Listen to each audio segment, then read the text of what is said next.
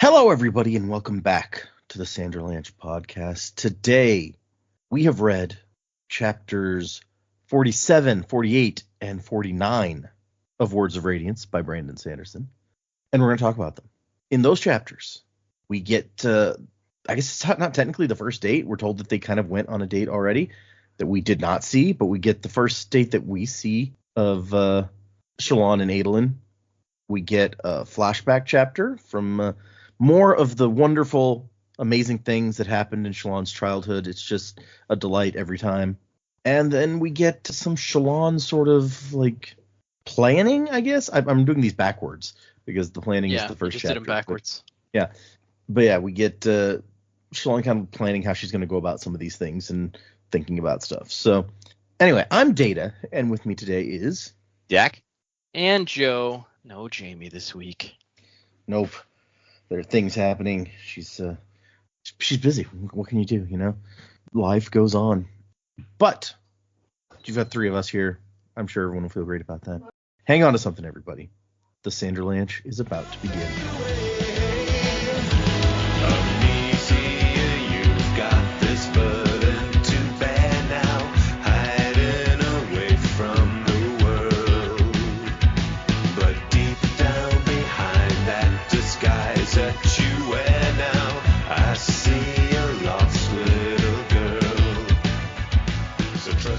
So yeah, 3 chapters this time. What did you guys think of our, very, very heavy Shallan chapters here? What did you guys think of Shallan Day? Yeah, this was all Shallan all the time, which is fine. We like Shallan. Planning and stuff was kind of interesting. Nothing really stuck out to me as I recall on that. The flashback was heartbreaking. I remember I used to be on the fence of like all of Shallan's brothers can fuck right off. I'm no longer in that camp. People might have picked up. I think Wickham and Jushu. I mean, they're going through some shit. Obviously, I mean they all are, but they don't seem like terrible people, and they do seem like like they're just in a bad situation. Balat can still fuck right off. Like you can't really come back from murdering animals for fun. I don't care how bad your childhood was. If you murder animals for fun, I'm sorry. But the other two, I'm just like, oh man, you guys are. Okay, and then Shallan desperately trying to stop Jushu from being taken away for the gambling debts. Just that line of the night my mother died, he held me. Oh, fuck. Okay, so yeah, that one was particularly heartbreaking, and her date with Adolin was kind of funny. She's, I like she's still one of the wittiest people, but she still flounders because he's hot. It's like, oh man. But like some of the stuff they talked about was really cool, and I liked this idea of like a cafe where you can watch the high storm approaching. It's like, right? Like that's fascinating. It's like, because of course when you've got something like that, someone is going to try and monetize it. But it was like a really cool idea, and all of a sudden she's just like watching it until the last possible second. He's like, we gotta go, and she's like, no, hang on, I want to see when it hits. Yeah, no, just like fun chapters, interesting stuff. Yeah, I noticed last week you started to come around a little bit on Jushu and Wickham, and so we just didn't really know much about them leading up. True. And yeah, our perception of the brothers had been kind of colored by Balat's interlude in the first book, which is, for better or worse, I'll say one of the more memorable parts of the Stormlight series so far for me, and not in the good ways. Yeah. For all you listeners out there, murdering animals for fun, what the fuck, dude? Yep. Quit it. Dak and the Sanderlanche podcast do not approve. Our official stance is murdering animals for fun, bad. We take these very controversial stances, and I mean, murdering animals in general probably not great. I mean, technically, I guess that's what hunting is murdering animals for fun. But we're for food if you actually do it to eat. That's a little bit of a different story. Generally, you're not like torturing or whatever. Sure. Yeah. You're not getting your kicks watching axe hounds go at it. Although I did go hunting once as a kid, and I found out it was not for me. I was like, killing stuff not necessarily my bag. But, for those of you who enjoy hunting, more power to you. I've been dove hunting. It's fine. Dove doesn't taste super great, so.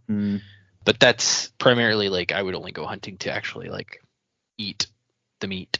So if I'm not planning to eat the animal, probably won't hunt. Well, yeah, no, I wouldn't. Dove hunting is what I did too, and so that's. I'm not getting into the details of that for those of you who have not experienced it, but it's a whole thing. Yeah. But yeah, I mean, why would you hunt something that you weren't gonna eat unless it was? I don't know. A lot of people hunt, at least in Texas, a lot of people hunt wild pigs because they destroy their land. Oh, that's actually what I was gonna say. Unless there's like Yeah. like if it's a predator killing, stuff, then I can see Mhm. that. Or in that case, the wild pig. You can eat wild pig though. It's kind of gamey. We get we've got quite a lot of invasive species down here. My uncle was a farmer, so he would often go out and it's like, he'd Right. shoot foxes or rabbits that were getting in destroying things. So Yeah. Well, makes sense. all those colonists brought all that stuff to your island. Not cool. yeah. Bart But it's brought like, a bullfrog, Yeah. But it's like including you. Yep, we are an invasive species. But yeah, it's like you're not torturing them when you do that. It's just like I need you gone. Yeah. Right. Totally get it. Yeah, these chapters were good. The first chapter I was kind of like, okay, I was kind of shocked that was the end of the chapter, because it's like, okay, so the whole chapter was sort of like prepping. Although she does learn some interesting stuff about how the powers work, which is like it's a really good non-exposition-y way to kind of explain some of the finer details of how like using Stormlight energy work, because we have her experiment. Right, because we have somebody in world who we know is curious about how things work because she's a scholar. So she is giving us, her experimenting on page for us is a good way for us for the readers to be like, oh, okay, she's doing this now. That makes more sense to me. So that was a really good way I think Brandon did that, because it allows us as readers who don't know anything about the world to kind of have an in with her. And I know I make this reference a lot, but to me it's like it's the same thing as Harry Potter, right? Like he's a wizard, but he doesn't know anything about wizarding when he comes into the wizarding world. So like he's our gateway to all of the magical things, because people are like, oh, I forget you weren't raised in a wizarding family, so you don't understand how this works. Let me explain it to you. And so it's kind of similar situation here. She's experimenting because she doesn't know how it works, and she has a partner that kind of knows a little bit of how it works, but not really. So she's got a little bit of help, but I thought that was a really cool way to kind of do that. That was certainly, in my opinion, the best part of that first chapter. Yeah, the flashback, heartbreaking. I think we all know that Shallan's life before leaving her home and for her father's death was obviously very awful, and so this is just another chapter in that saga. Her dad like severely breaking the leg or arm or whatever of a maid. Like it's pretty grotesque and sad, and so not a great chapter to read just because of that. And then their date, it was cute. They got to know each other. They talked about flatulence and poop, and it was nice. It was a nice little kind of aside, but also we get some more information. I was a little surprised how quickly she was like, hey, I think the Parshmen are Voidbringers. Like I was a little surprised by how quickly she told him that.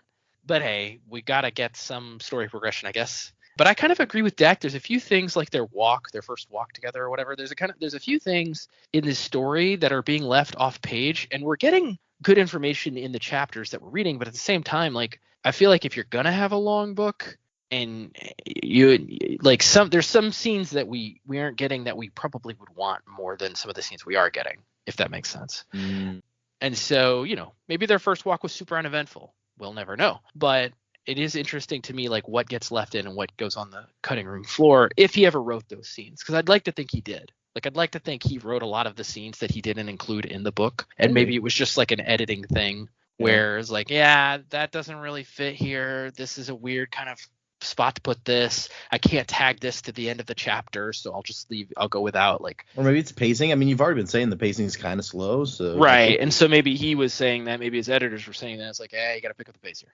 So I mean, that's entirely possible, but we don't have like unabridged version of these books, nor would we probably want them. I mean, I'm sure some people do, but I mean, I would read that, yes, but I mean, I would read it if it was given to me and said, hey, you should read these scenes or whatever. But they are long books. I get it. Something's got to go. But anyway, I really enjoyed these chapters. It was all very Shallan heavy. I am still kind of in that place of like, okay, we're like halfway through the book. Let's get going. Let's get moving. So hopefully that'll happen soon. because we're kind of like our characters are finally getting together and kind of like talking between each other and making moves. So making moves.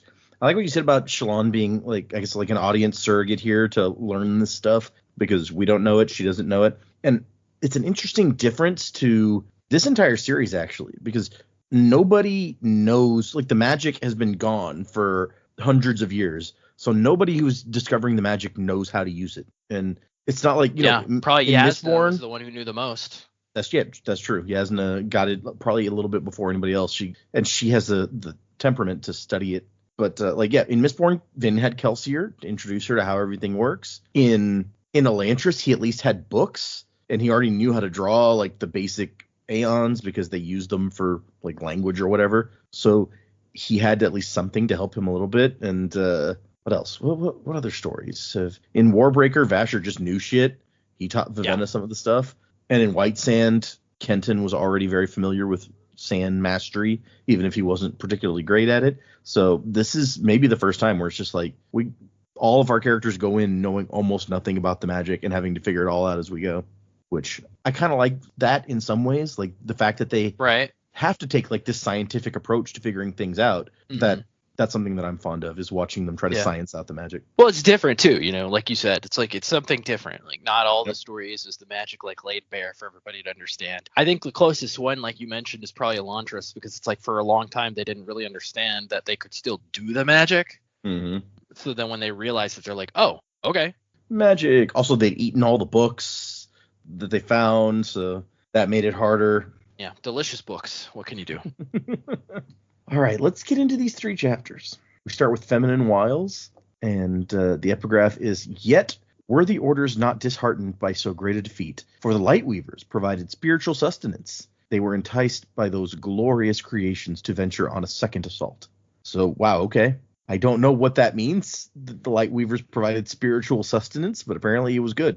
Yeah, spirit food. I almost wonder if it was like, and I've got some theories about some stuff later that we cover in the chapters, but I almost wonder if it's like they gave them like pleasure from their illusions. Like I don't know what we still don't know what Shalon can do completely. So like it's hard to know what that power can actually, like, can it give something to somebody besides like a feeling, right? Because I feel like that's the thing. It's like these illusions are manipulating people's feelings and thoughts a little bit.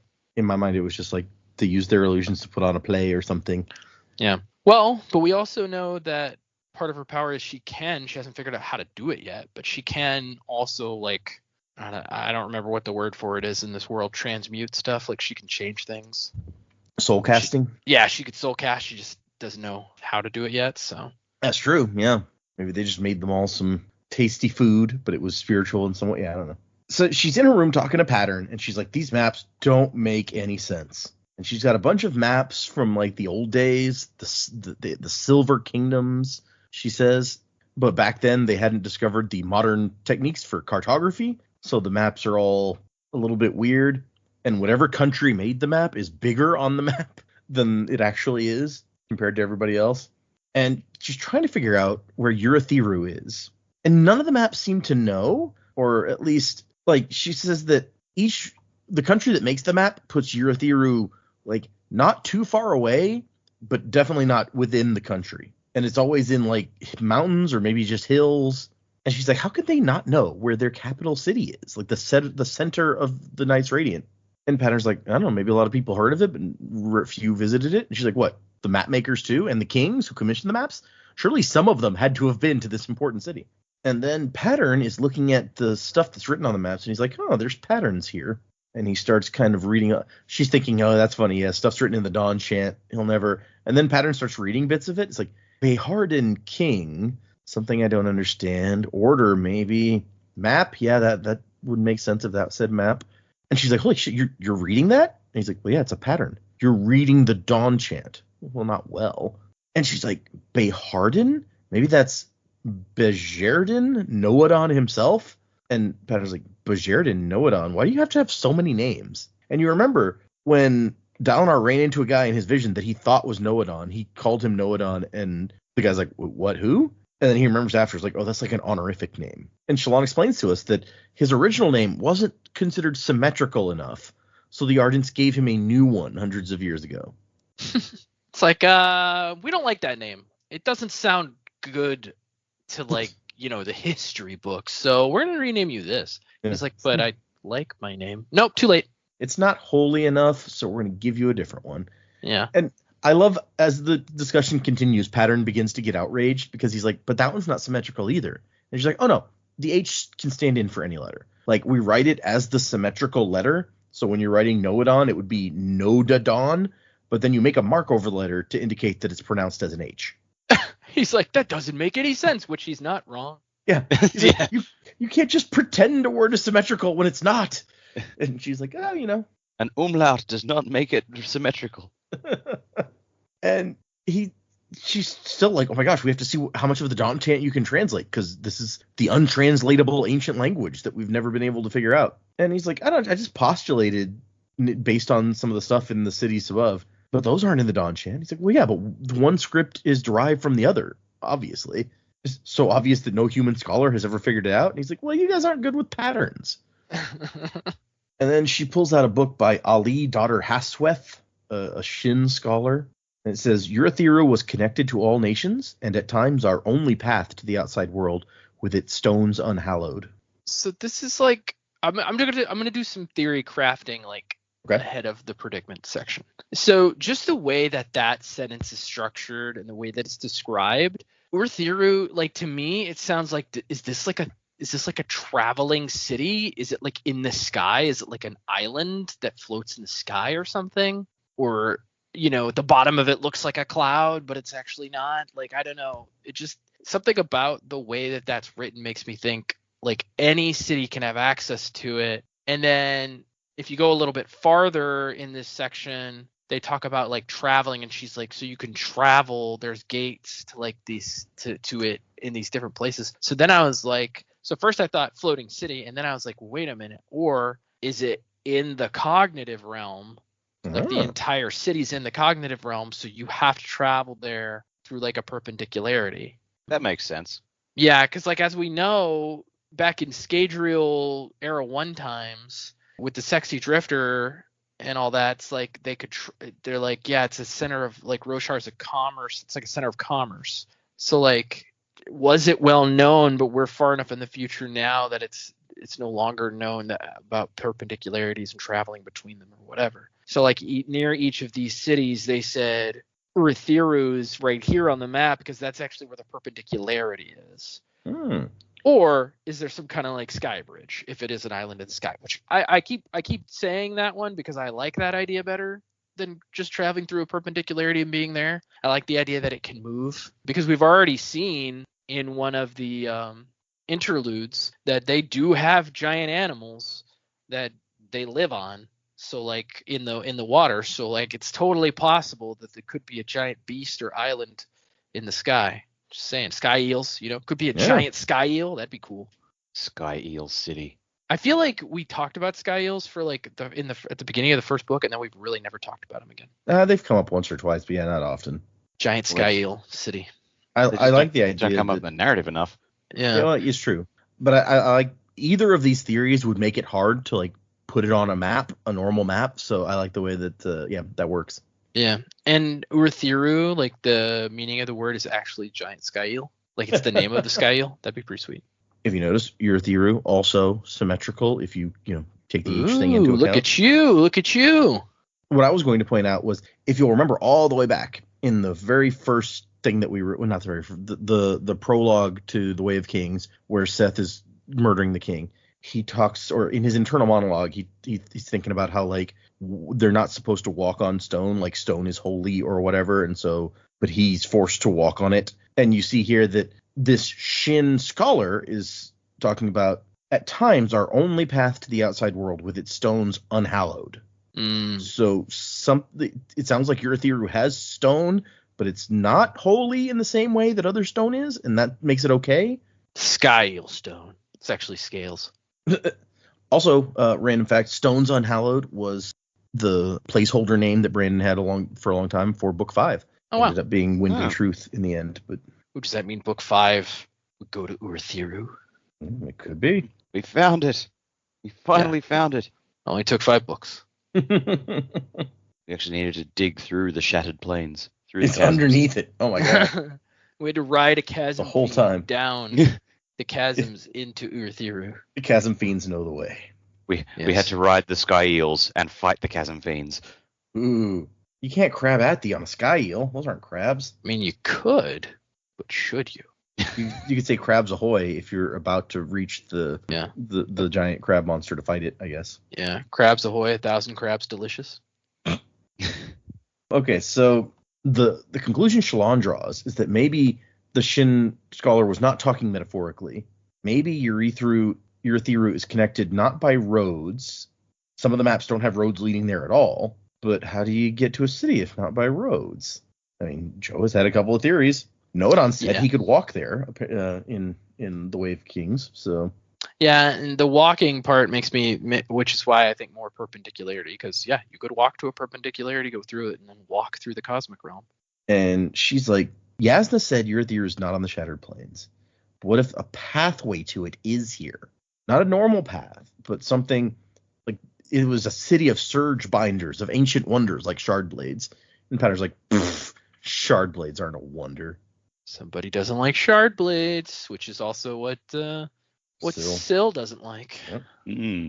And there's one note from Yasna's annotations where it says, stories of instantaneous travel and oath gates pervade these tales. And so Shallan's like, that's what it is.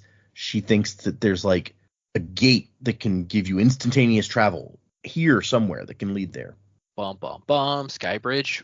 Oh, Rainbow Bridge, not even Skybridge. Valhalla, Rainbow Bridge or Cognitive Realm. I think I said Cosmic Realm earlier. I meant Cognitive Realm. Either way. The power cosmic. And then she's like, oh shit, I got to get ready for my date. And as she starts to take a bath, Pattern's like, the anatomical differences between your genders are so small, yet so profound. I went and watched Sabariel take a bath yesterday, and she's like, tell me you did not do that. He's like, but I just told you that I did. Anyway, he wants her to do nude sketches for him so he can study humans more closely. And she's like, nope, not doing that. Paint them like one of your Shin girls. And she has the thought, like, how am I going to go back to, like, rural Yakoved life after this? The answer? Probably I'm not going to. I'll just bring my brothers here, tell them to abandon our father's estates. Like, what are we really losing at that point?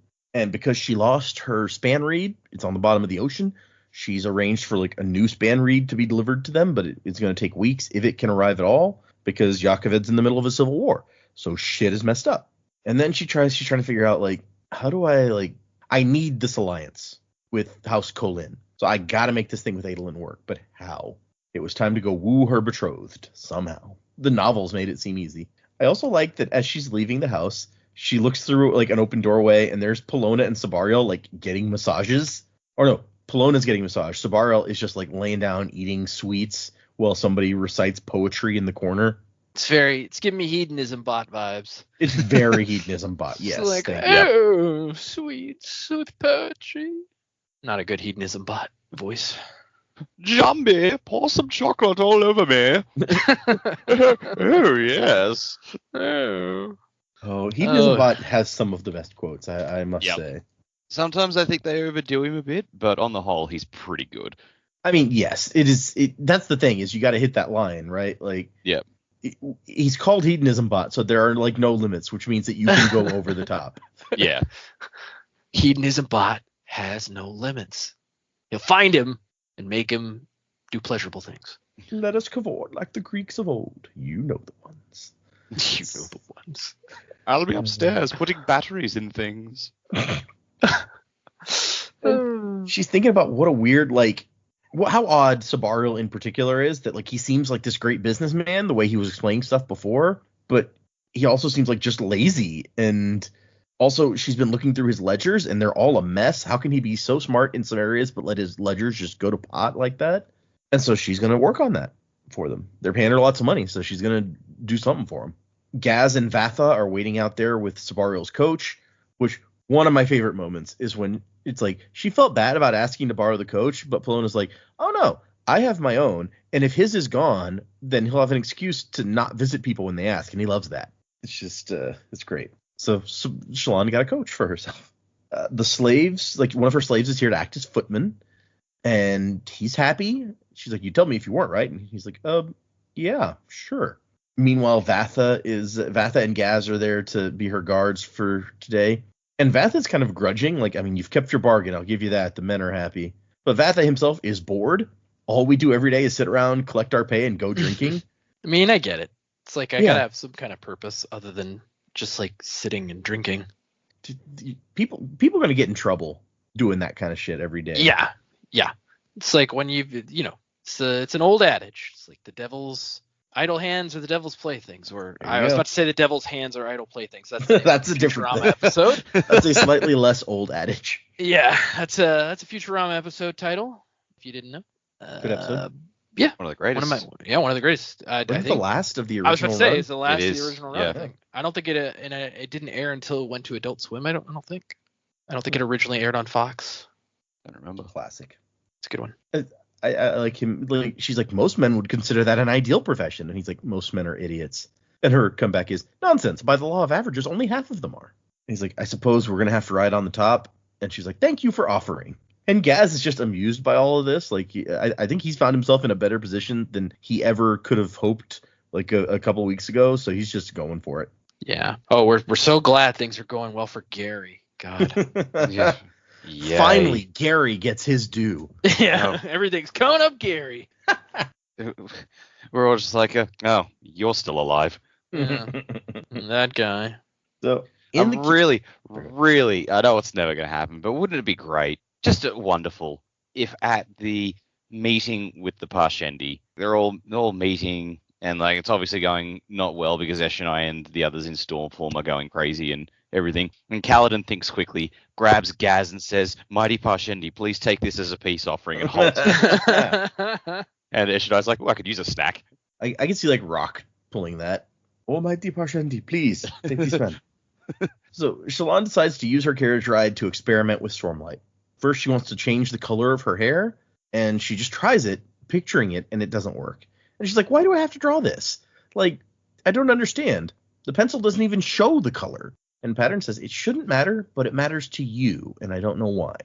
So she, like, draws. She didn't even draw her, like, face. She draws, like, an outline of a head and some black hair on it, and then it works. And then she's trying to figure out how to make the illusion stop working, and she just tries, like, putting the spheres on the other side of the carriage from her, but it's not good enough. And then there's one interesting line in here where she thinks that she's gotten quite good at drawing in Stormlight, considering how short a time I've been doing it. And Pattern goes, short time? But we first, and then it says, she stopped listening until he was done. And then she goes, I really need to find another copy of Words of Radiance. Come on, Brandon. What are you doing to us? It's like, Pattern said some stuff. Might have been important. Who knows? Shallan Yada. It's like you yada over the best part, man. Stop whiffing over these things.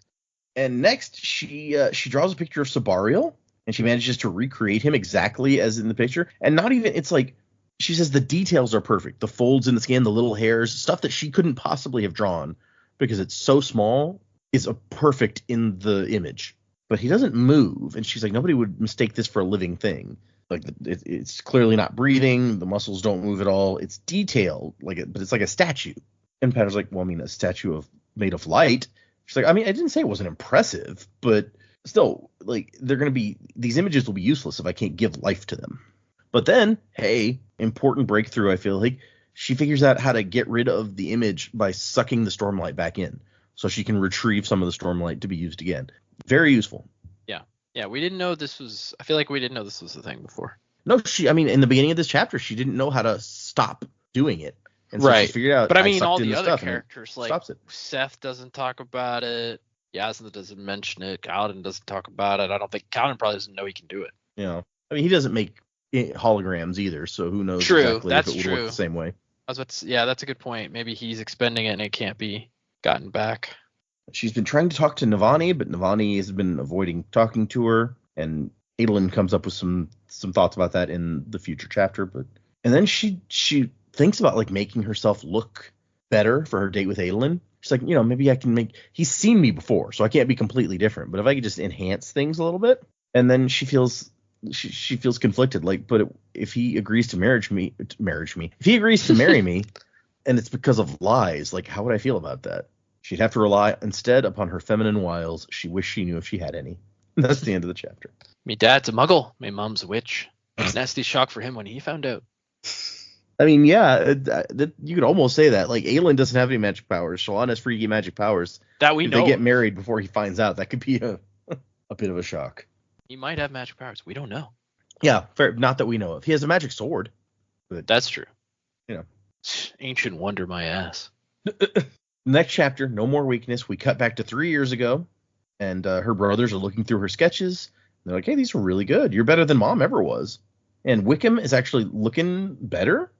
He almost always has math problems with him now, and Father got mad about it, but his Ardents were like, hey, no, this is a good thing. Maybe he'll end up an Ardent.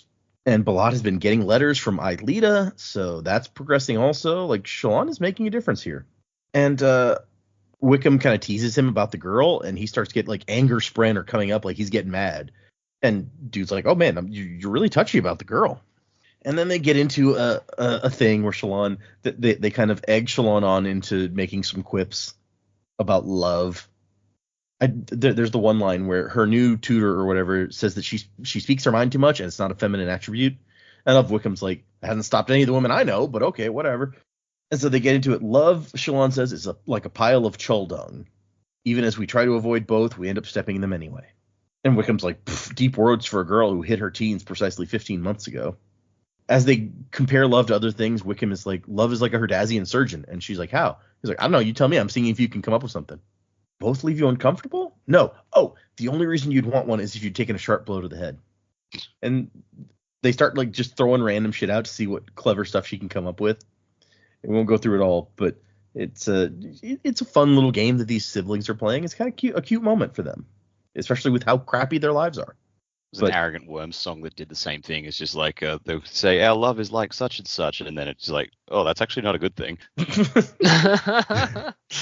Like, that's the entire song. It's hilarious. I can't even remember what that one was called. The best one is, love is like a classic melody. And Shallan's like, if you end your performance too quickly, your audience is disappointed. And Balat's like, Shallan! And eventually, like, Wickham's just rolling on the ground laughing, and Balat laughs also, and everybody's happy. Everybody wins. Until a carriage arrives. No hoofbeats, so I guess it's a Chull-pulled carriage. Not many people in the area own horses. They either have them pulled by Chull or Parchman. You can get Parchman to pull your carriage.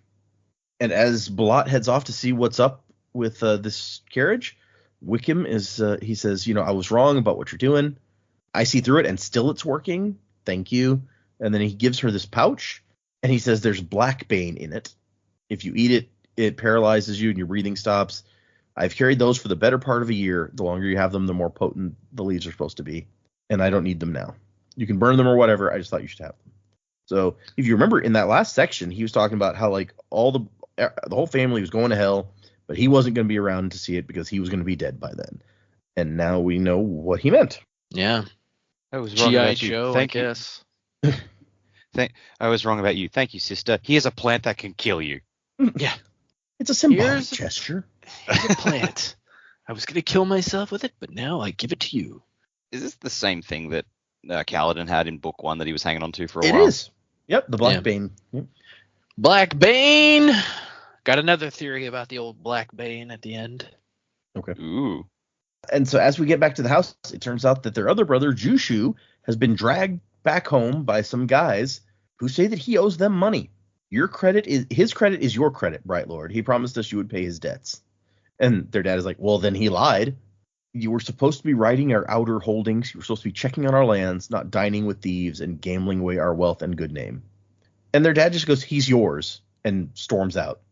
And so they, as Jushu cries out for mercy, they drag him off, and they're clearly not happy about not getting their money. So things are not going to go well for him. And Shallan says, Balat, do something. And Balat's like, we knew where his gambling would lead him. We told him, and he wouldn't listen. And she's like, but he's still our brother. And he's like, well, where do you expect me to get the monies to pay his debt? Like, we find out that he owes like 100 emerald bromes, which is, if you recall, the highest denomination of currency.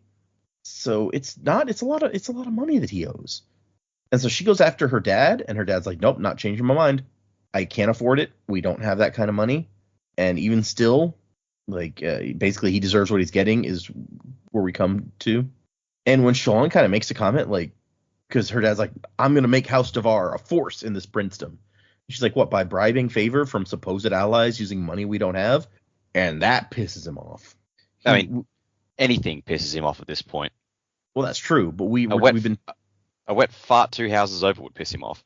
We've been told he never hurt Shallan, and he grabs her and is hurting her here. He says, I've done this for you, and you will obey. I've gone wrong somewhere in letting you learn to question me. There will be changes in this house. No more weakness. I've found a way. Mm.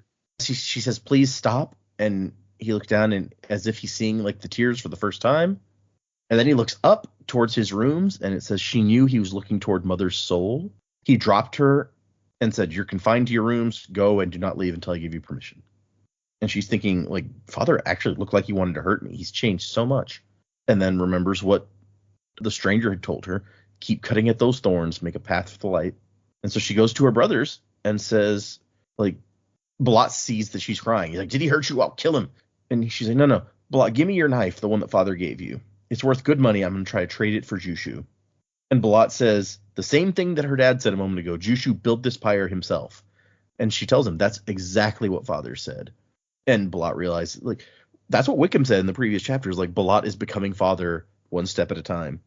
And clearly Balat does not want to become Father, because after being confronted with that, he gives her the knife. And she says she's going to use her necklace too. And Wickham just silently takes off his knife and puts it down for her to take as well. She runs after them. She wasn't fast, but neither were the Chulls, so she manages to catch up. And her brother has been tied to walk behind the carriage, which, if it were horses, would be pretty messed up. Apparently, Chulls, it's fine. Big ass crabs are pretty slow. Yeah. And I like, the guy opens the door and he's like, he sent the child. She's like, no, I came on my own. Please, like, take these. And he goes, you've been weeping. You care for him that much? He's my brother. So I killed my brother when he tried to cheat me. You shouldn't let relations cloud your eyes. What a nice guy. And one of the guys who's looking over the daggers says, they are masterworks. I'd value them at 20 emerald bromes. And the necklace is aluminum, which can only be made by soul casting. So still pretty valuable, 10 emerald bromes. So 50 altogether, which is half of what he owes. And she's like, but I mean, if you sell him as a slave, you're not going to get anywhere near that. So what good is he to you rather than this money? And the guy's like, I'm often in the mood to remind myself that light eyes bleed the same as dark eyes. And sometimes it's useful to have a deterrent for others to remind them what happens if they don't pay. He may save me more than he cost if I display him prudently, which that sounds terrifying. Yeah. But Shallan kind of logics her way through it, saying, like, maybe he'll make you money that way, but it's a gamble. You could take 50 right now for sure, cash in hand. And the guy says, give me one reason I should show this man pity. In my house, he was an arrogant glutton, acting without thought for the difficulty he would cause you, his family. And this is when Shallan says, our mother was murdered, and that night as I cried, he held me. Which I agree with Dak. That's just like a stab right in the heart. That got me. Yeah, 100%. I'm not heartless. It also got me. just so everybody's aware. Joe's like, nah, I don't feel a thing. I was not immune. Heart of stone over here, man. No way. Oh, freaking Brandon, he can get you. There was a strange thumping noise coming from my chest. Yeah. I was like, what is that? I've never heard that before. It's your heart, sir. Oh, that takes me back. Exactly. Back. The guy gives her back her necklace, keeps the knives, and says, cut him free. Child, if you are wise, you'll teach your brother to be more conservative. And Jushu missed the whole thing because apparently in between when we saw him a minute ago and now they beat the shit out of him. And she says, yeah, Balat and Wickham traded their knives for you. And she helps him back to the house, and he tells his brother, thank you. She says, you saved me. Thank you, brother. And she goes to her room and waits for the high storm. Because when her dad finds out what happens, he's pissed off, and he starts yelling. And eventually the door to her room opens, and outside, the serving maid is crumpled on the floor with one of her arms bent the wrong way, trying to crawl away, leaving a trail of blood on the wall behind her. And her dad's just like, you know I would never hurt you, Shallan. I found a way to control myself. I just have to let the anger out. I can't blame myself for the anger. Others create it when they disobey me. Which is, this is such a realistic portrayal of like an abusive household. That is the exact kind of fucked up logic that abusers use. Brandon really hits the nail on the head here. Yeah, it's kind of like all right, we've got it. Shallan's dad was a prick. We know that she's going to kill him. Can we just skip to that bit now? Can we get to there, please? Yeah.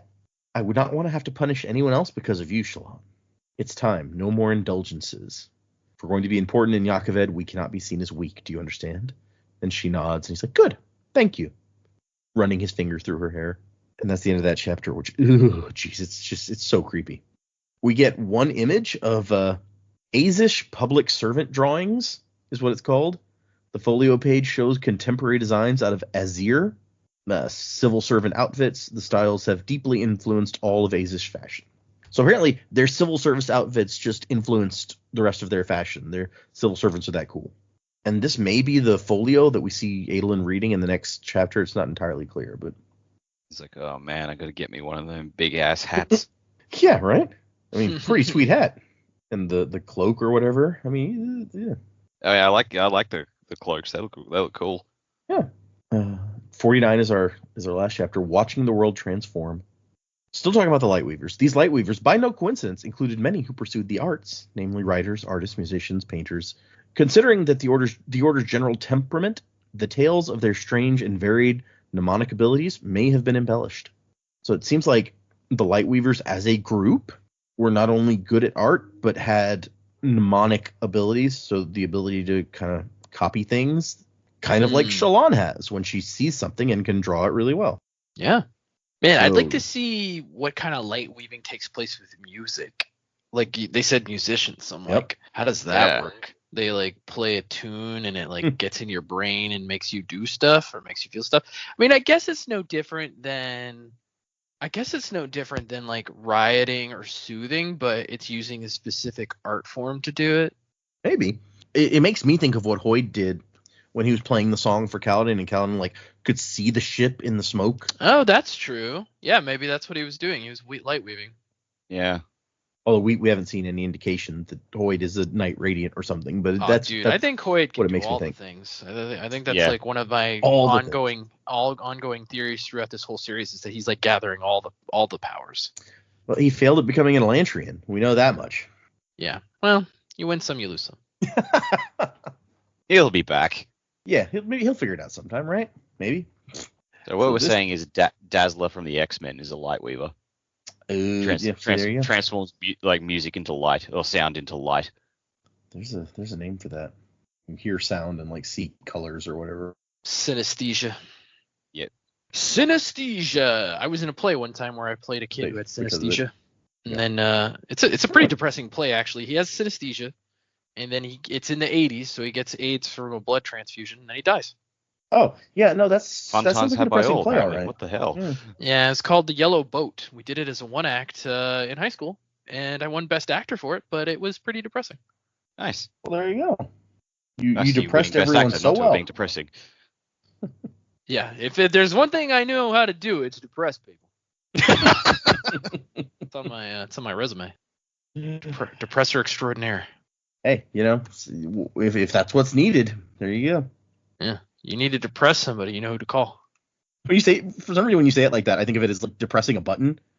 And you need somebody to George Jetson this shit. I'm there. Yeah. If you need somebody who can use their finger, I'm your man. Okay, that sounded kind of dirty. I mean, it's whatever your imagination wants it to be. But what is it really? It's not for you to whatever know. Your imagination wants. Well-known fact. It's true. Or no, what does Fry say about the alligators and sewers? It's a well-known. Man. I used to use that line all the time. Oh, it's gonna bug me now. Oh, it's a widely believed fact. That's what it was.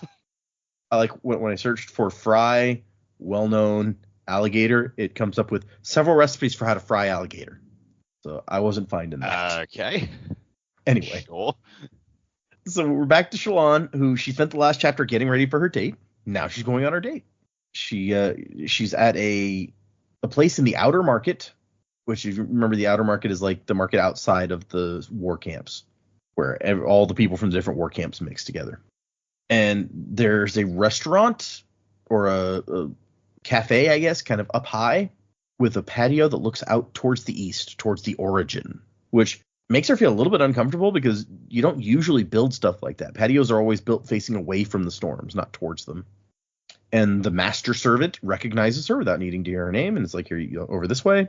Her guards have to wait off to the side. Adelin's guards, more important than that, they get to stay with him. And Adelin is browsing in a folio, oversized by design, so no one would mistake it for a woman's book. You don't want somebody to think that you might be reading. That would just look bad. It's true. I'm looking at a manly fashion magazine. And she can read the outside of it, which indicates that it is a folio of fashions from Leofor and Azir. And then she looks at him and it's like, oh my gosh, he's so handsome. Like, she's just so into this dude. But she's like, no, I can't afford to come off weak. I have to like look cool. And then he smiles at her and she's like, oh, Storms, that smile. And they talk about, are you settling well into Sabariel's war camp? Oh yeah, I am. So on and so forth. He's not that bad. And he's like, yeah, probably just because you're family. She's like, oh yeah, that is a lie I told.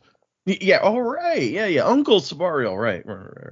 And so I like that as the conversation progresses. Oh, well, first off, a master servant, a woman comes over to give him the wine list, and he gives her a smile, and it says, even that smile was enough to produce a blush even in a master servant. Oh my gosh. And she's thinking, act refined, Shallan, come on. Be one of those sophisticated ladies. He's going to expect that. And so he starts flipping through the wine list, and he's like, so we're supposed to get married. And she's like, that's a little bit strong. Like, Yasna thought it might be a good idea, and your aunt agreed. And he's like, geez, it's all right for Yasna to run around into her middle years without a spouse, but I reached my 23rd birthday without a bride, and I'm some kind of menace. Sexist of her, don't you think? And I love the conversation because she's like, well, I mean, she wanted me to get married too, so not sexist, just Yasnaist? Jasnagistic? No, that doesn't work. It would have to be misjasnahistic, and that doesn't work as well, does it? Which I love it because that's 100% the kind of joke that I make.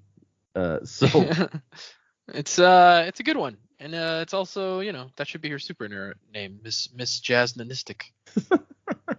And Aelin's like, you're asking me? Like, he has no idea what has just happened across the table from him, and he's like, so what should we order? And she's just like, holy crap, there's that many different kinds of wine? Like, she's not a sophisticated wine connoisseur. Apparently Renarin is. He says that he knows the difference, and he'll drone on about it if you let him. I just order what sounds cool. And also of the appropriate color, because I'm only allowed to get so drunk.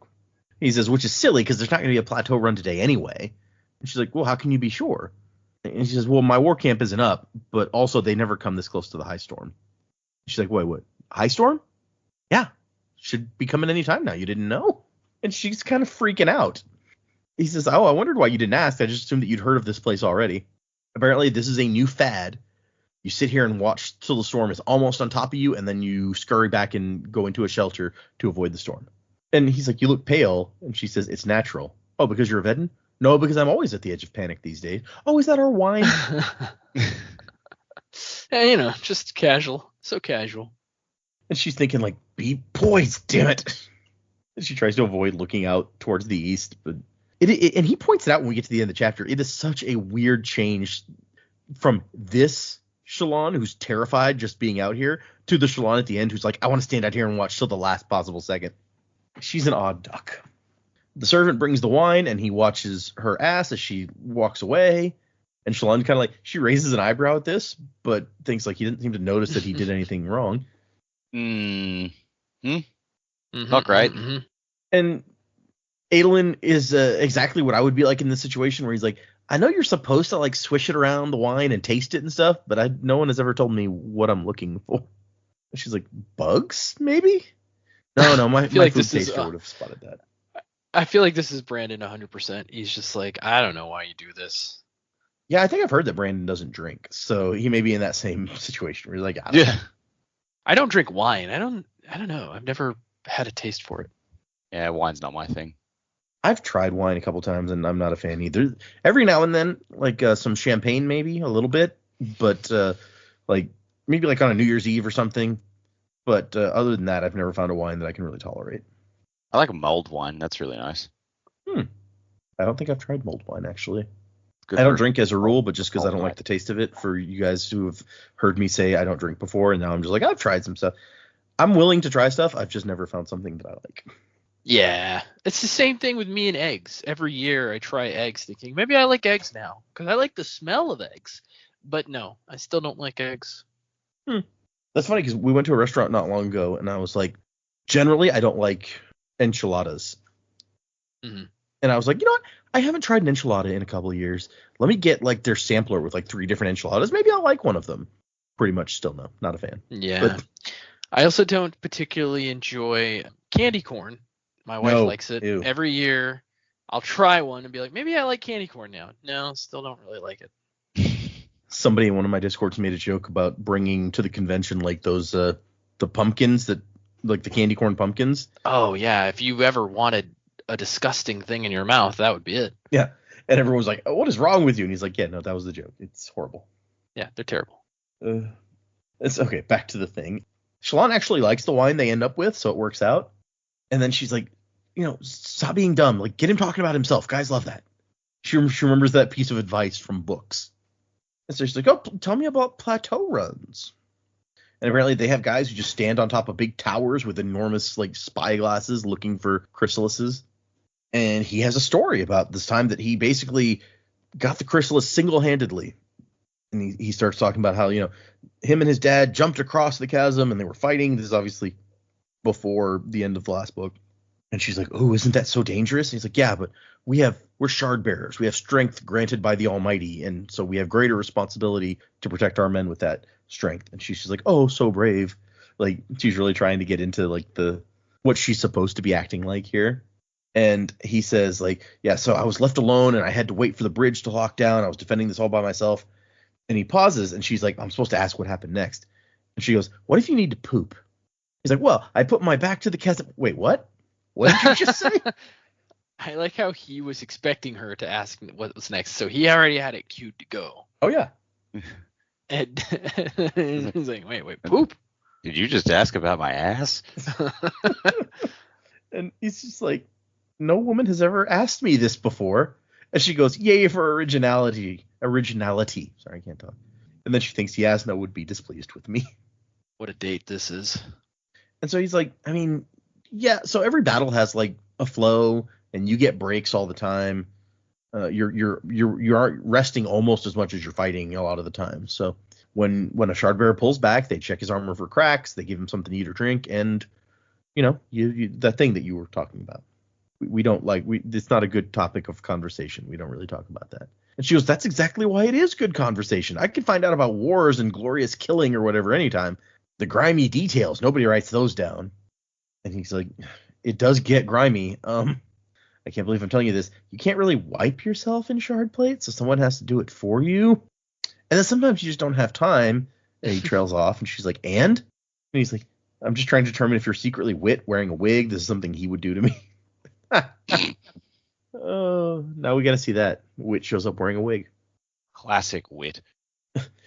If you must know, the old adage of the battlefield teaches it's better to be embarrassed than dead. You can't let anything take your attention from fighting.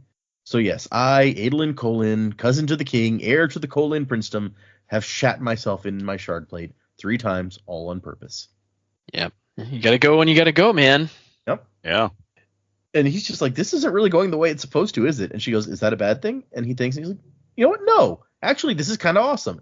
You know how many times I've told that story of saving the plateau run? And she's just like, I'm sure you were quite brave. And he says, yes, quite. Though probably not as brave as the poor man who had to clean your armor. He just like laughs loudly, and she's like, oh my gosh, is this working?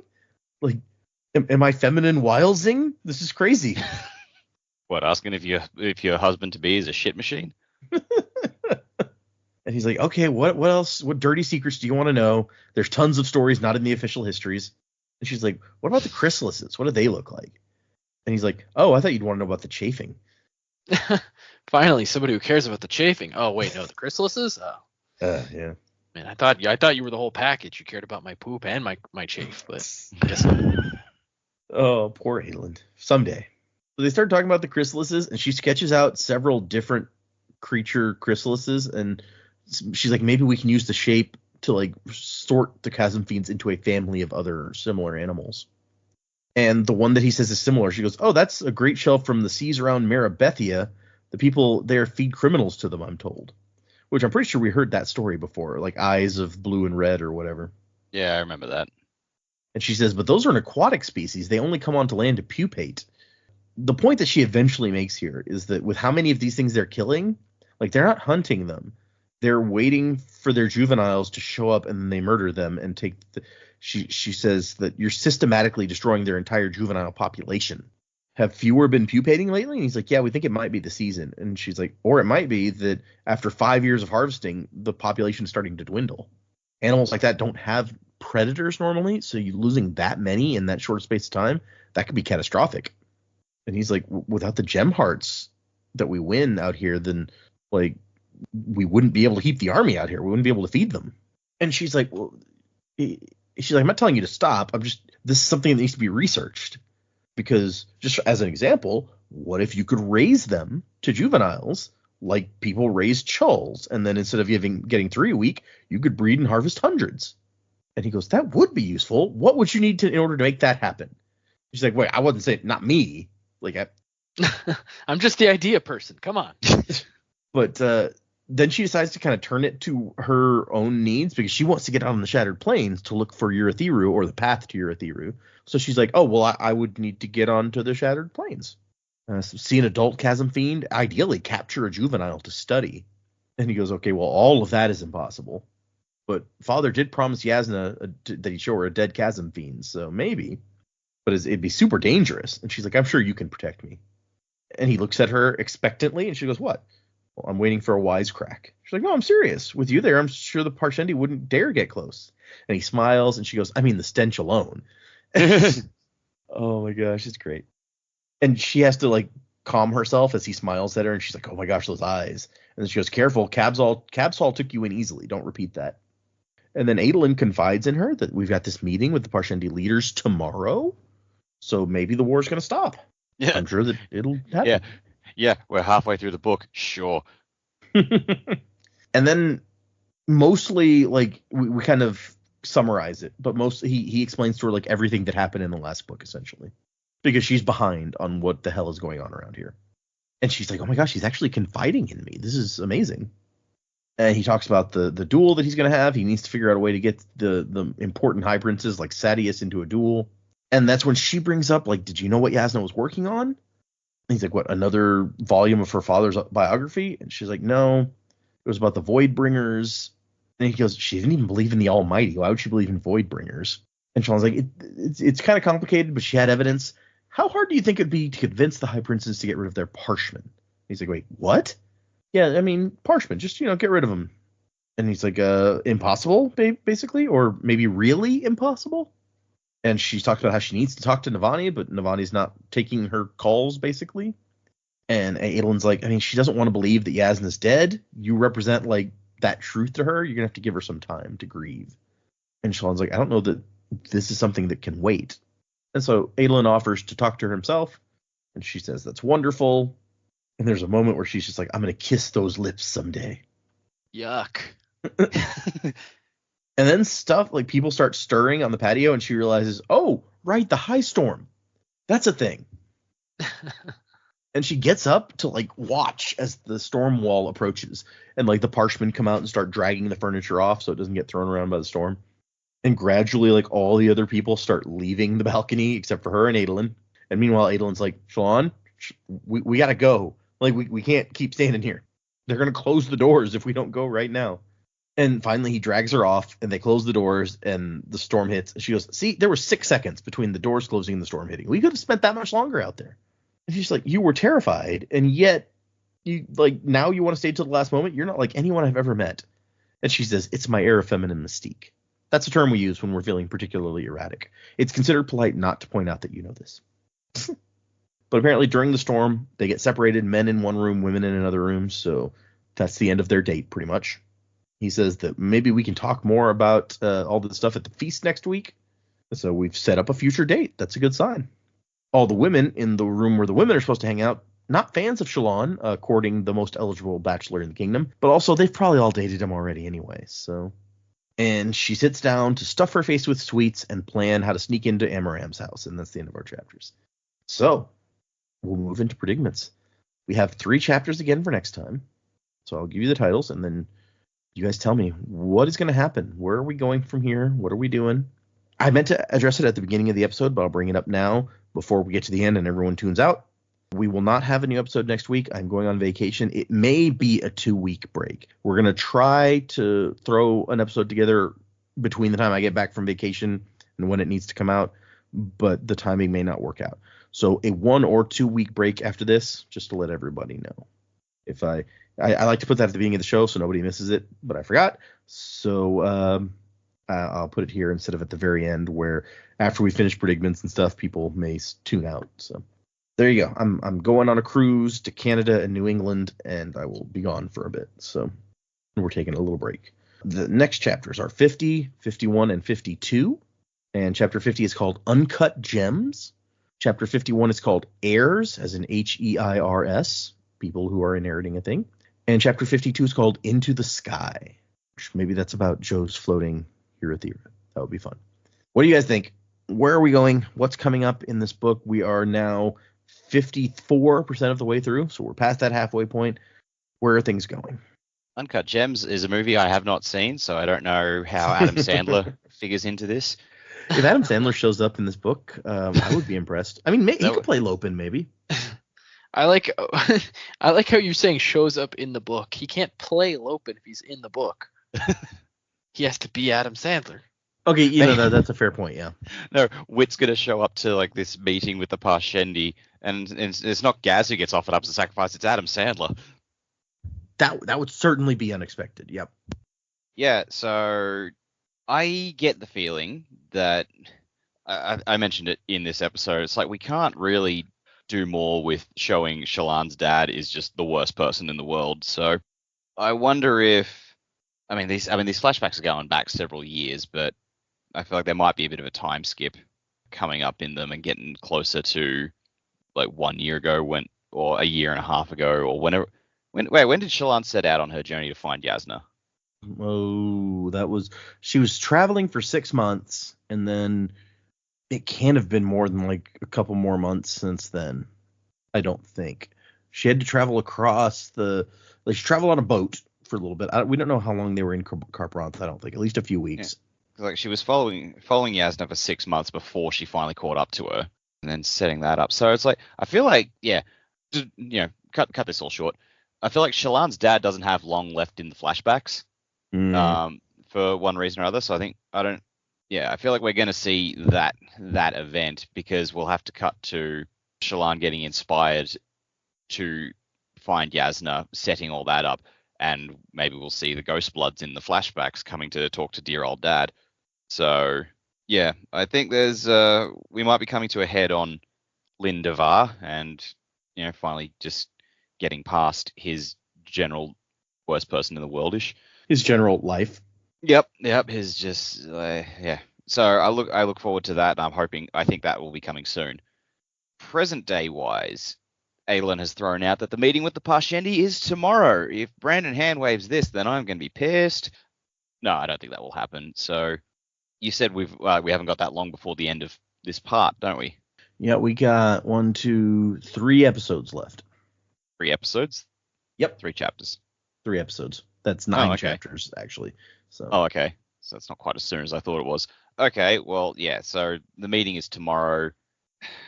All right, well, if they got that long before the end of the part, maybe the Parshendi are going to try and sucker them a bit, like play for more time so that more of them can become Stormform.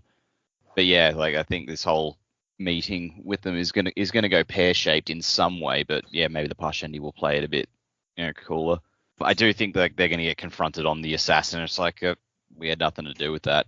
We told you last time when we did it. Why would we lie about it now? So we'll see. We'll see how that pans out. Those are the predictions I have based on these chapters, and I've also been turning in my head, just thinking about last time. I feel like when the Alethi finally get themselves into a better position, they're gonna think all is swell, and that's when Moash and his buddies are gonna strike, because Moash isn't gonna obey Kaladin and not hang out with these guys anymore. Like he's like they're still out to get the king. So at some point they're gonna make their move, and yeah, I don't look forward to that. Yeah, it really is a question of how loyal is Moash to Kaladin, how well does he take orders when it's something that clearly he has some very strong feelings about. So yeah. Yeah, I think when push comes to shove, Moash is here for Moash. And like he might think he's doing the right thing, but it's motivated purely because of his own personal hatred. I mean, yeah, he had all these excuses for why like this was good, and Kaladin called him out. He's like, "This is just because you hate Elhokar." And Moash is like, "Well, yeah, but that doesn't make these other reasons wrong." So yeah, no, it's a distinct possibility. I think you're right. Yep. So yeah, I don't think things look good for Elhokar.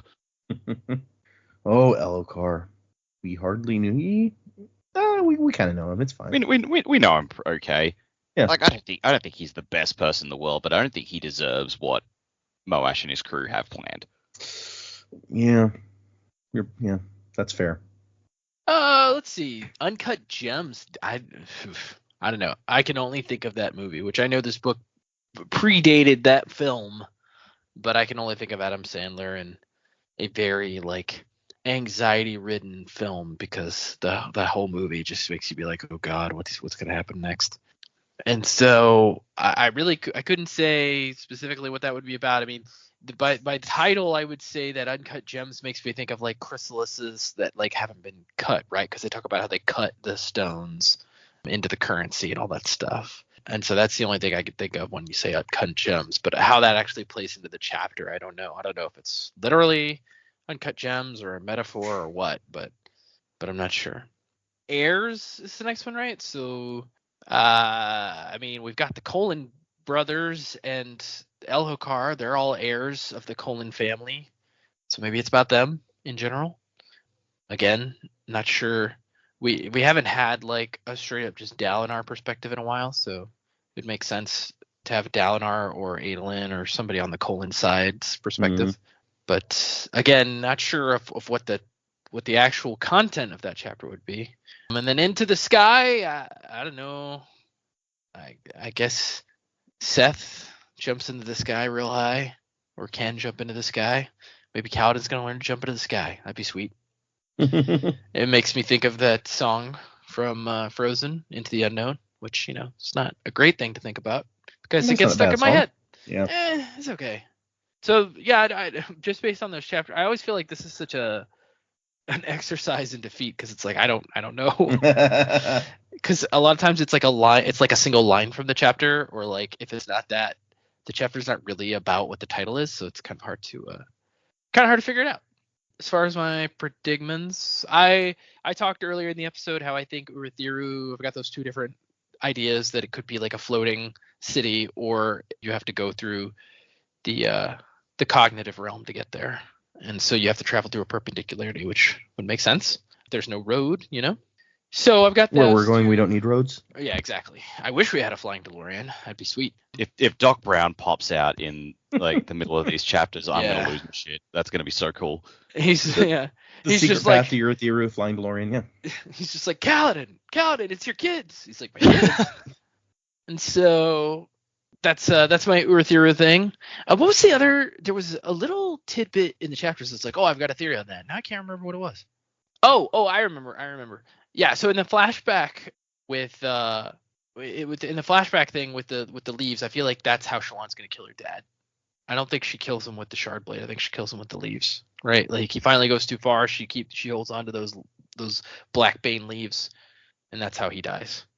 That's an interesting idea because the impression I get out of the chapter is that if she does somehow, like I feel like he's scared of her.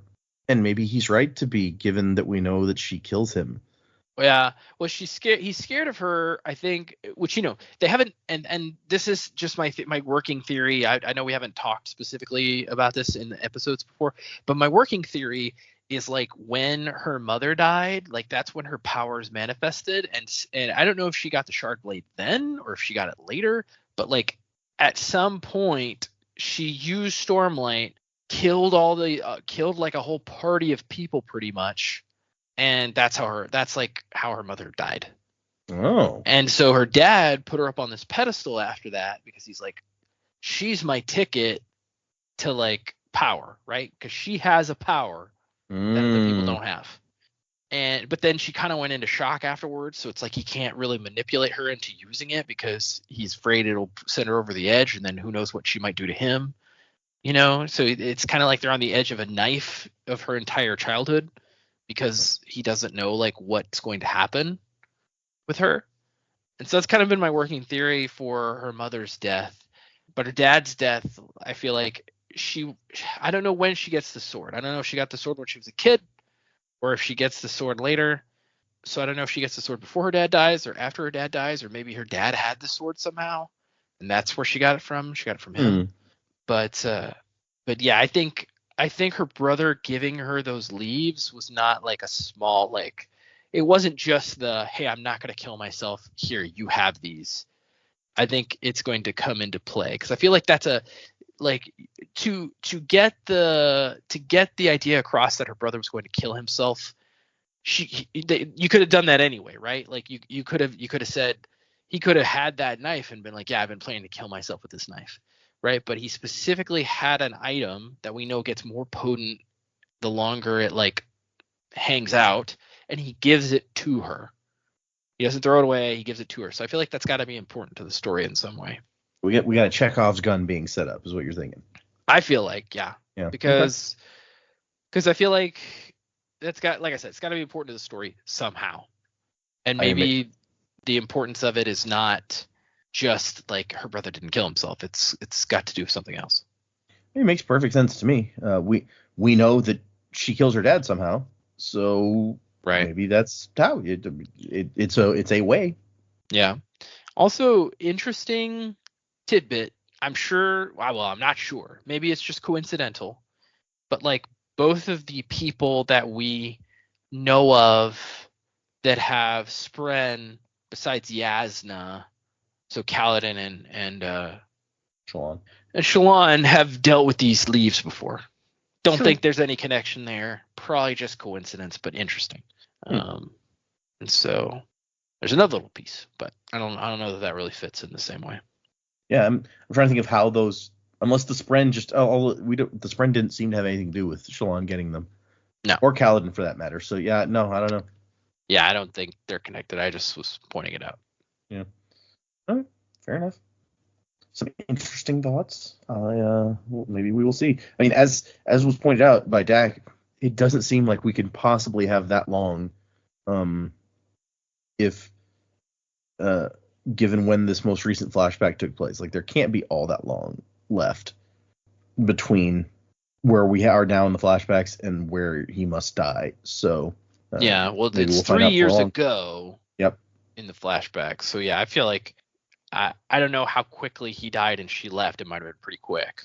Right, yeah. I mean, we don't know how long between his death and her leaving. We know that there were 6 months on boats.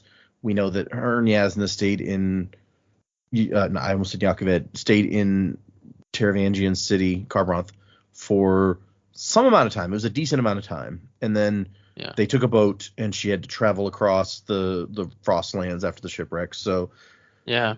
Can we talk for a minute about Taravangian's the big bad from last book, and like we haven't seen hide nor hair of Taravangian. Yep. This entire book. Well, I guess it was a big bad. It was just like a shock. Okay, well, he seems pretty bad to me, but I guess Data has a different. Well, I mean, like, the big bad makes it sound like he's like the. I said the final big bad. Boss. You could have more than one big bad. Okay. Yeah. Well, he's in Kharbranth, presumably, I guess, and none of our characters are there, so. Maybe that just makes it scarier. What's he getting up to? Yeah. What's he doing? What's he manifesting?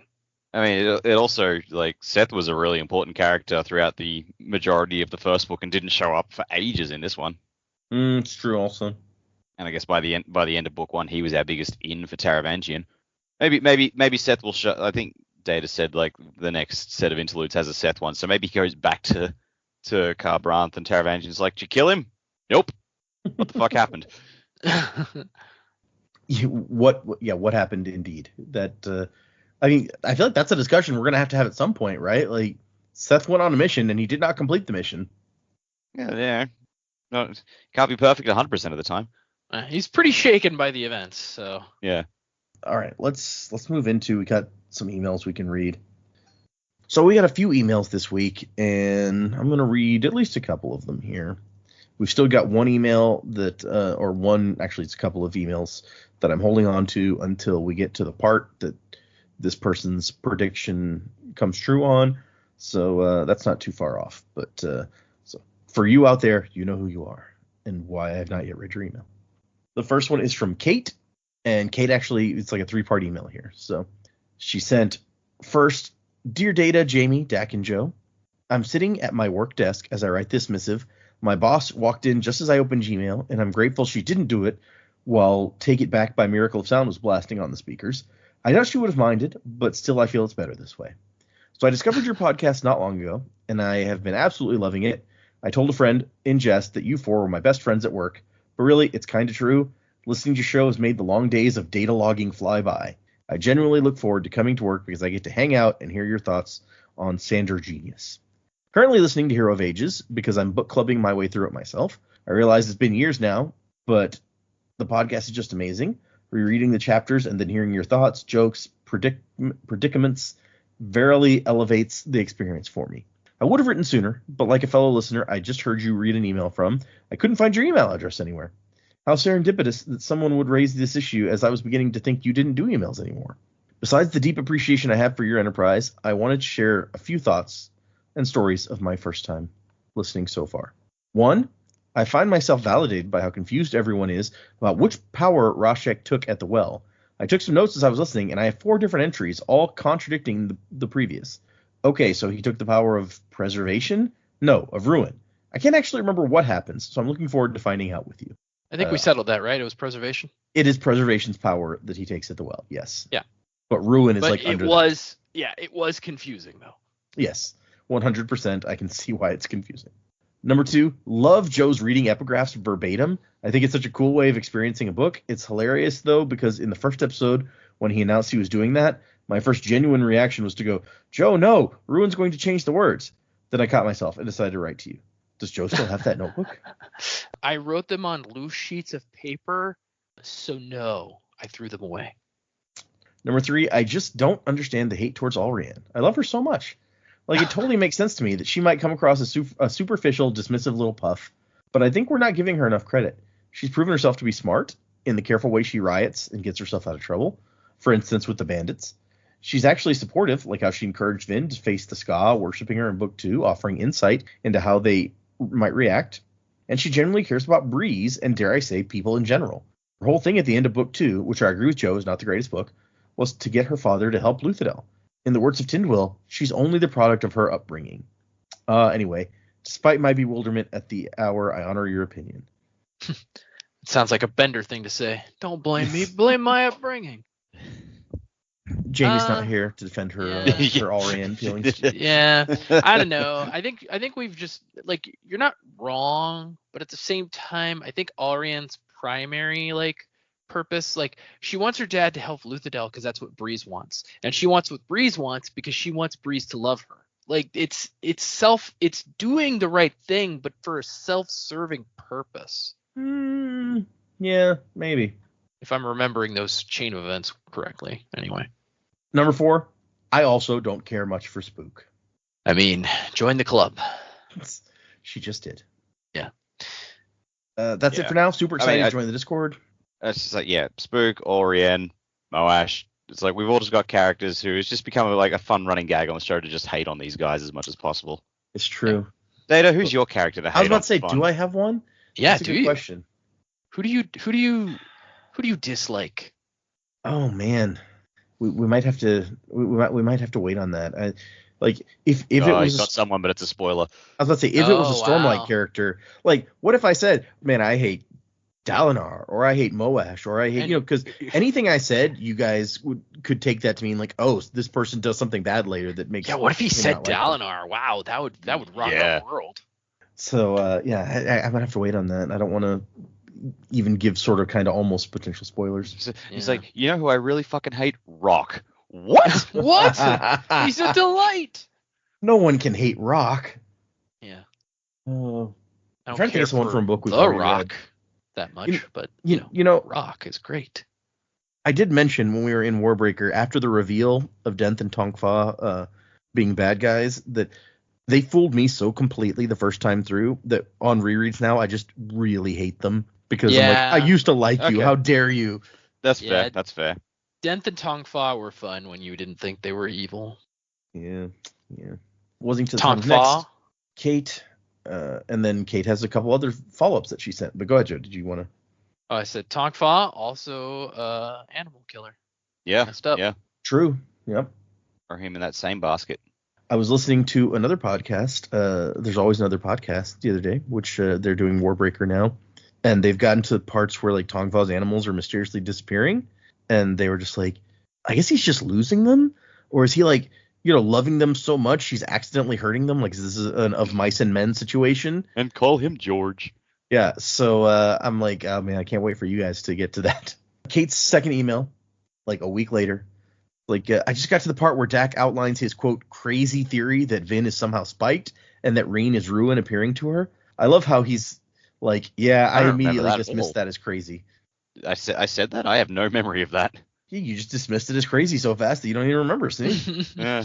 Also, that was so like crazy. It was what, 3-4 years ago now? Oh, it's been a while, yeah. Not quite that long. Okay, we're finding out. Let's see. I'm gonna guess 2.5. Yeah, let's do an over under. Joe says 2.5 years. What do you think, Dak? No, it's got to be over 3 because we finished Hero of Ages before Baby Break number 1, which was mid 2021. Ah. Oh, right. You would know that. Yep. Yeah. You are right. Kind of relevant. We finished Hero of Ages in June of 2021. Yeah. So Nice. this would have been earlier in 2021. I don't know exactly just when. over 3 years, basically 3 years and some change. Yep, a little bit over 3 years. So quite a while. And then she sent a final follow-up a few days later. Oh my gosh, I decided to start listening to your Stormlight episodes because I wasn't reading Mistborn anymore, and I had to send an email because of how adorable that Jaymee in the very first chapters offhandedly predicts that Kaladin will get a hold of Blackbane leaves again and hopefully be happy. And then that actually happens when Syl brings him the leaf. Oh, the feels. Kind of sad that Joe spoiled the team about Tien being Kaladin's brother and the reason he buys off young boys into his squad. That sounds kind of dirty, but I don't know how Joe could have spoiled, like he didn't know more about. How did Joe spoil that? Yeah. How do I spoil something that I didn't know? Other than that, the podcast is such a cool new way of getting myself hyped for Wind and Truth this winter. So thank you all, as always. Sending light from Kate. P.S. Left a review on Apple Podcasts. In fact, I switched from Spotify to Apple Podcasts because I couldn't leave reviews there. Here you go. Awesome. And Awesome. the review says, man, if it was on Apple Podcasts, I feel like we might have already read this. Let's see. I've been listening to this podcast for about a month, and I love it. Jaymee, Joe, Dak, and Data are fun, quick-witted, with a good amount of warmth to create a balanced space. Their lively theorizing and good-natured banter have allowed me to reread the Cosmere books with a whole new level of wonder and excitement. I do have to skip ahead at times to avoid spoilers, but on the whole, the show's great and offers a nice example for successful adult friendships. Well, I feel like that sounds familiar, so we may have read it in the past, but you know what? I'm going to give you another power anyway. You can pick which one you like better. Yeah, I guess that's true. I'm going to make you a seer, since you talk about me spoiling stuff, even though I don't know what's happening. Okay.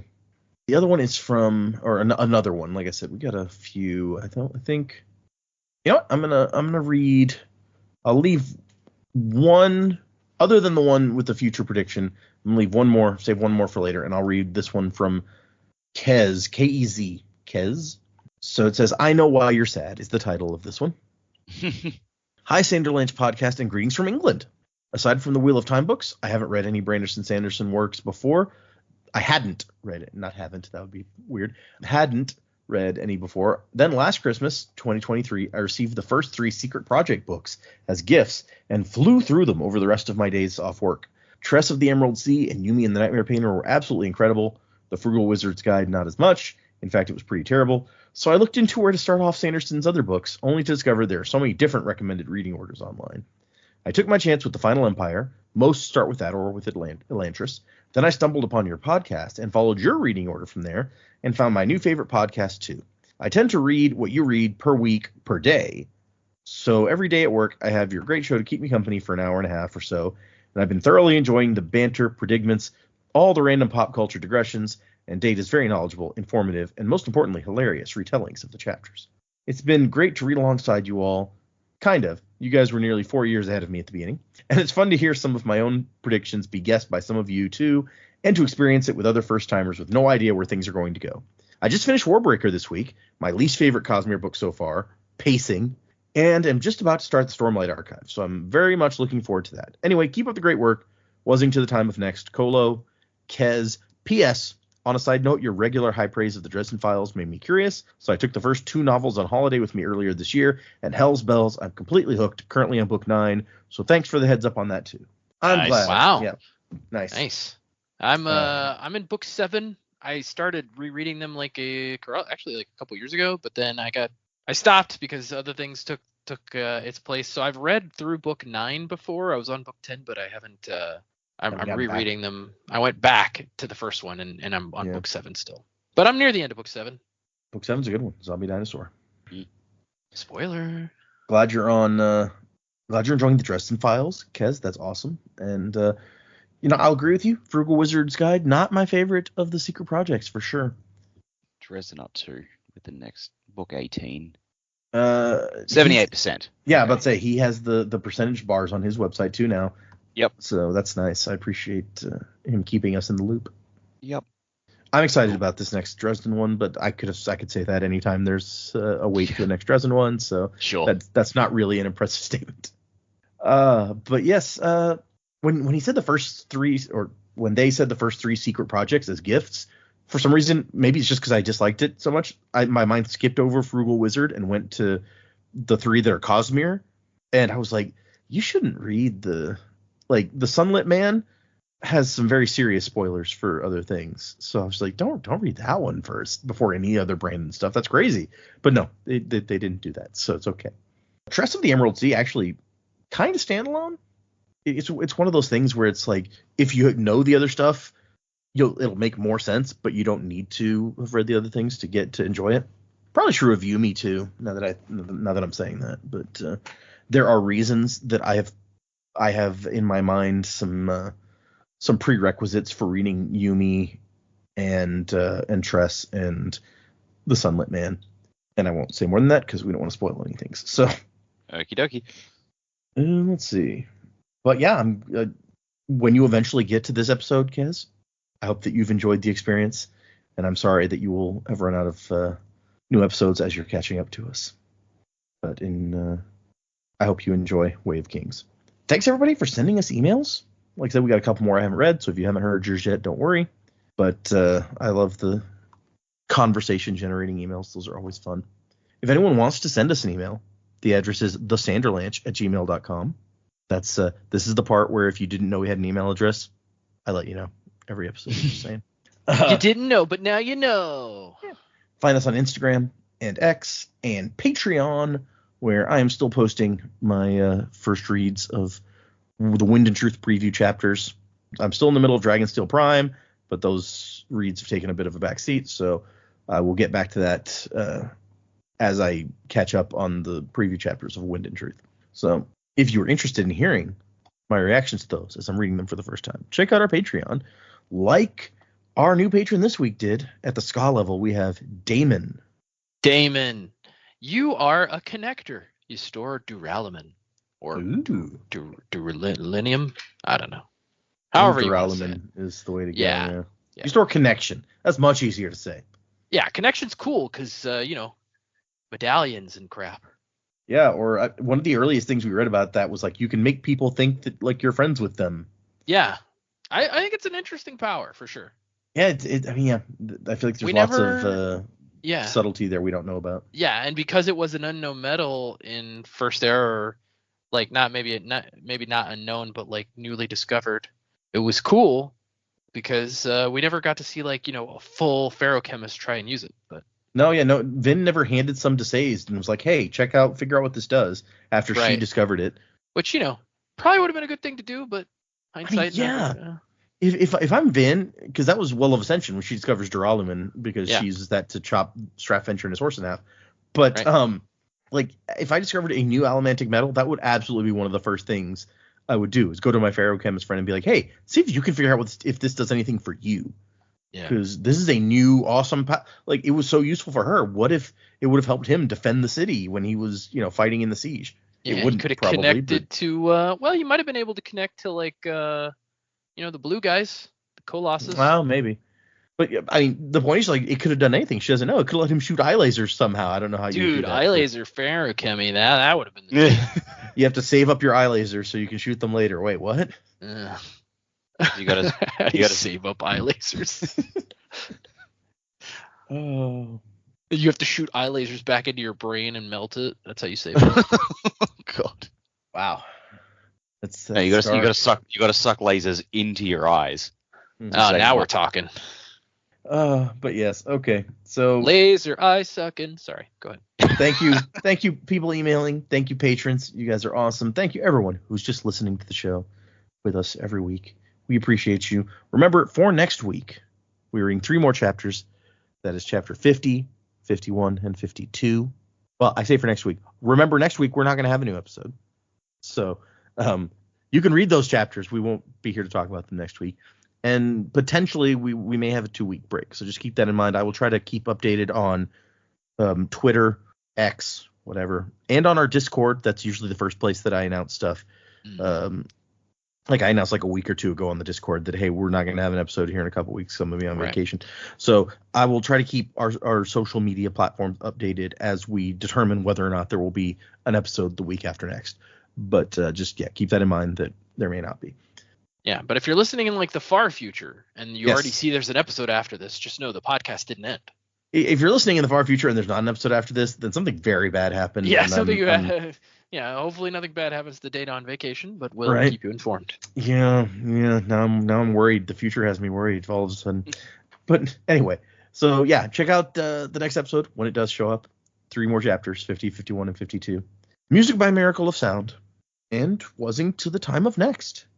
Colo, P.S. Vasher. Crabs ahoy. You forgot your name. Don't let your spirit fade away. Amnesia, you've been through such pain, but you're growing stronger every day. Amnesia.